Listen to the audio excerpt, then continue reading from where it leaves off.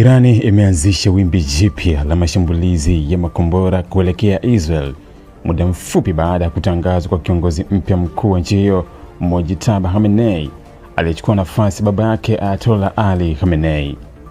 Vyombo vya habari vya serikali ya Irani vimeripoti kuwa mashambulizi hayo yalifanywa chini ya mamlaka ya kiongozi huyo mpya wakati wa mvutano wa kijeshi kati ya Irani na Israel unaoendelea kuongezeka.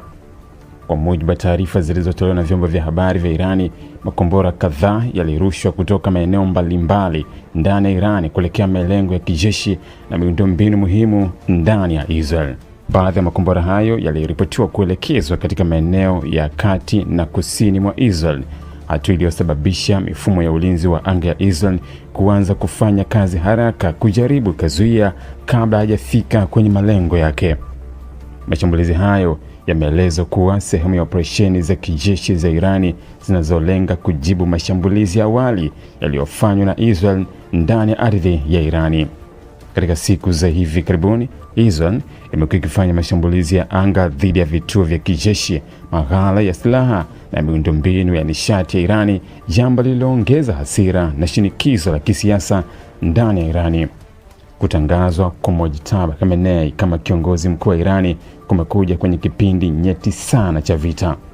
Kiongozi huyo mpya anaaminika kuwa mmoja wa watu waliokuwa na ushawishi mkubwa ndani ya mfumo wa uongozi wa Irani hata kabla ya kuchukua rasmi nafasi hiyo. Wachambuzi wa siasa wanasema hatua ya kurusha makombora mara tu baada ya kuingia madarakani inaonyesha kuwa uongozi wake utaendelea na mkakati mkali wa kijeshi dhidi ya Israel. Ripoti pia zinasema kuwa baadhi ya makombora yaliyotumiwa katika mashambulizi hayo ni ya masafa marefu na yenye uwezo mkubwa wa kubeba vilipuzi vizito. Iran imekuwa ikiendelea kuboresha teknolojia ya makombora yake kwa miaka mingi, ikidai kuwa ni sehemu ya kujilinda dhidi ya maadui wake katika eneo la Mashariki ya Kati.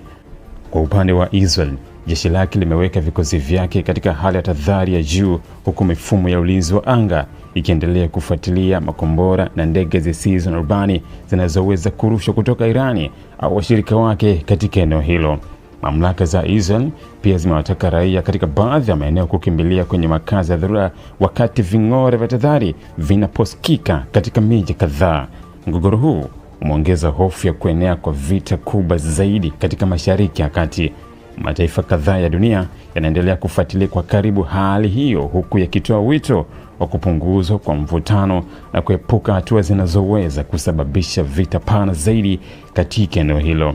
Wachambuzi wa masuala ya usalama wanasema kwa mashambulizi hayo ya kwanza chini ya uongozi wa Mojtaba Khamenei yanaweza kuwa ishara ya mwanzo wa awamu ya mapambano kati ya Iran na Israel, ambapo pande zote zinaonekana kujiandaa kwa mzunguko mwingine wa mashambulizi makubwa ya kijeshi.